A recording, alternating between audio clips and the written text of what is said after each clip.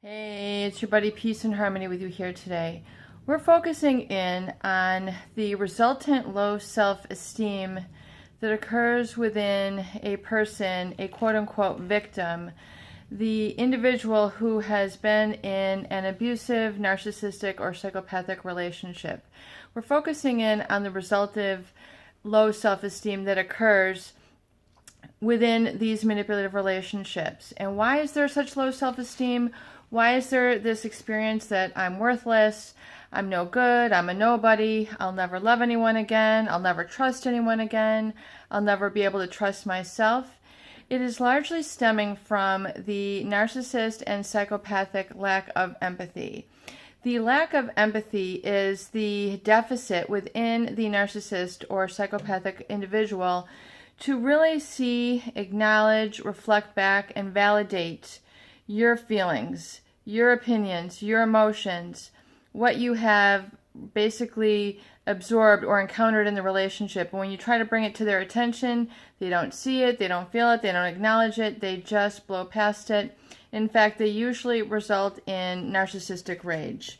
So it's basically then where they turn into a resentment towards you for causing them to lose control. So it is the ultimate blame shift. They tend then to point the finger at you, resenting you as the quote-unquote cause of making them lose control. Well, realize that we are in control of our emotions. It is a fallacy to believe otherwise. Our emotions are within ourselves, and I know that this is like news to a lot of people because they haven't really thought about it or analyzed it or never had a need to, where it was, within such an issue within people within your life that you really had to investigate and look at this. So the emotional control, things that we feel, things that we get upset about, things that we get joyful of, things that we're passionate about, things that we adore and love and are good at, these are all resultant causes within ourselves. So we might say, well, they made me feel this way. Nobody, puts a needle and injects you with something that makes you feel a certain way. You feel a certain way. There's not a sort of, a sort of external device that's underneath your skin. You house these feelings. It's based on your value, and oftentimes your emotions are built on a misunderstanding. So, realize that when this narcissist will then turn this resentment on you, this hostility on you, the fire hose of narcissistic rage, where they're just shredding you up, basically with anger, and it's really usually generally irrational, and things tend to explode, and then, the worst is coming out of you. You're essentially being punished for being yourself. So it's never a good idea to be punished for being yourself, for having genuine human needs. That's not something that you should be punished for. It's something you should be validated for. So in healing, the validation of your needs has to come from within you. You have to take responsibility for validating your own needs. What I find with a lot of my clients and extensive work with this population is that in the beginning, the love bombing, the sweet nothings, the gifts, the charismatic personality that sweeps people off of their feet. This resultant, sort of indulgence in this pathological person, in this self-inflated person that has crafted a mask that they are better than, superior than, and more important than you, other people. They're more gifted, more talented, more money, more possessions, whatever it is that their persona is conditioning you to believe about them, because it is very much a conditioned and crafted facade that they are putting out. So realize that in this love bombing phase, inadvertently to you, unconsciously to you, you had bought into that they were superior. You had believed the lie. You had, for some reason, assigned them superiority over yourself, either because they had basically said it out loud, or by their behavior, or by their sarcasm, their caustic, sense of humor, whatever it was. They basically got you to agree that they were better than you.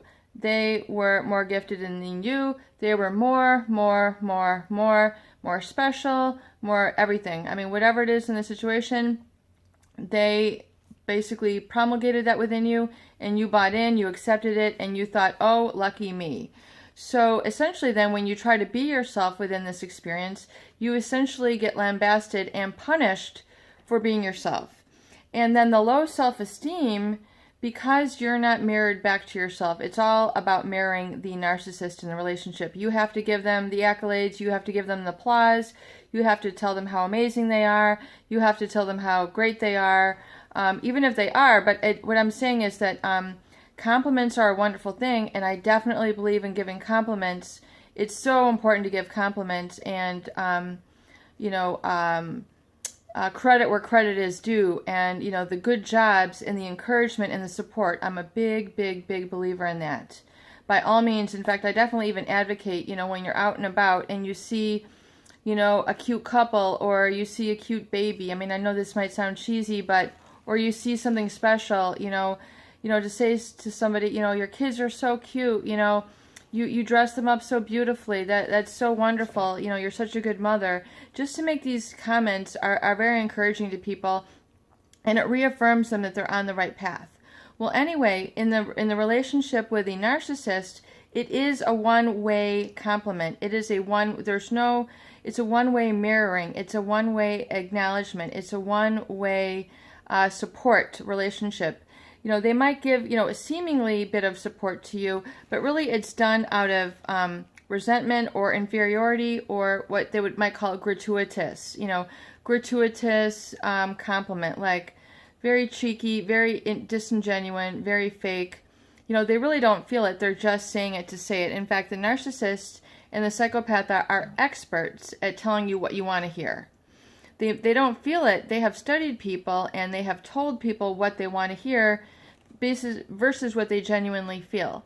So, for example, what you genuinely feel, you might be out and about, and you might feel, so somebody's act of kindness. They help somebody. You genuinely feel, oh, that's so nice that they helped this person. Versus like, oh my God, you're just so wonderful. The fake sort of narcissistic comments that people tend to get swept up in and then play along with to create a sense of belonging and cohesiveness within that group. So it becomes a really cycle. And so you have to kind of, when you're healing and you're trying to recover, you have to break out of that kitschy, cheeky sort of playing the game, because you're just building up the falseness, and you're really kind of not doing you're doing yourself a disservice by behaving in that manner. You're basically saying, I don't deserve to vocalize my own feelings. I don't deserve to have my own opinions aired out. I don't deserve to have really truly expressed my own genuine interests. So I'm going to take this as secondary, or I'm going to take this by default, or I'm going to fool myself. And what ends up happening is people then fool themselves for years, and they're wondering why they feel empty, vapid, and unhappy in these relationships, because they've had to adopt this, and turn a facade of codependency to even maintain a sense of relationship, or for oftentimes people, it's a way of survival. It's a way of life. And so, this lack of empathy really that resulted in the narcissist and psychopathic relationship. Eventually, because you're not giving yourself this ability to have your true feelings, be your true self, be your authentic self, be real around this person, and have them validate the real you. That is what is so important, is that they can validate, see, acknowledge, and accept and love you for the way that you are, this, that, and everything and all, that they are going to love you for the way that you are. Since you're not allowed to receive that in the narcissistic or psychopathic relationship, you default to low self-esteem. So if you cannot be loved, you default to lack of self-love. If you cannot get acknowledgement, you default to lack of acknowledgement. If you cannot be embraced for your opinions, you default to somebody else's. So you then have to adopt, this whole other mindset or experience or lifestyle that really maybe isn't you or is not yours. And so the resultant sort of lie that one must feel like they're involved in has to be stopped. Otherwise, it's just perpetuated by a narcissist who does live that lifestyle, who does perpetuate a facade to conceal and cover up their sort of insecurity. They have opted to play that game. That's the only game that they know how to play. That's their only game that they have in town. And so, this is, I know that this is pretty intensive, so hang in there and play this again if you really need to get it, because it might take a couple times for it to really like soak in and so you can really get it. And so realize that, along with this is the narcissistic standards of being perfectionistic, and they will have standards that you can never, ever fulfill. And so if you're, as the relationship continues, you find that they will, you have to concede to their opinions, their values, what they find important, their lifestyle. You then tend to adopt it as your own, as if you're an extension of them. You're their third wheel, you're their third leg, you're their actual leg, you're their actual right arm, your right arm girl, your right arm guy. You've adopted this, role to be just an extension of them. So that is what is really resultant of unfulfillment. And so realize that in this role, because generally the narcissist and the psychopath will live by these very unrealistic standards, that you'll always feel like you're dissatisfying them. You'll always feel like you haven't quite measured up. You'll constantly feel like you quite haven't made the mark with them. And so it's that gap that perpetuates, and then they tend to use that as a wedge and a riff against you, and they always give themselves a room to fault you in some way without taking responsibility and accountability themselves. So it's very much a double standard where, it's they're doing the dishing up, but they can't receive it, and what also ends up happening is, then you default again in relationship to what I would call what you're feeling as a loser status, or that low self-esteem. You're feeling unworthy, and realize that there's nothing about you that is unworthy. There's nothing about you that is a loser. There's nothing about you that is inadequate. It is being in the presence of this pathological, personality disordered, character disordered individual that perpetuates only themselves to the lack of you.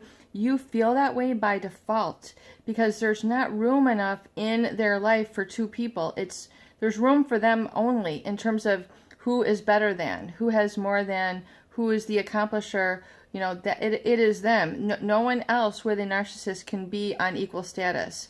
No one else on the psychopath can be on equal status. So if you feel less than, realize that is a result of the narcissistic mindset, attitude, and treatment. It has nothing to do with reality.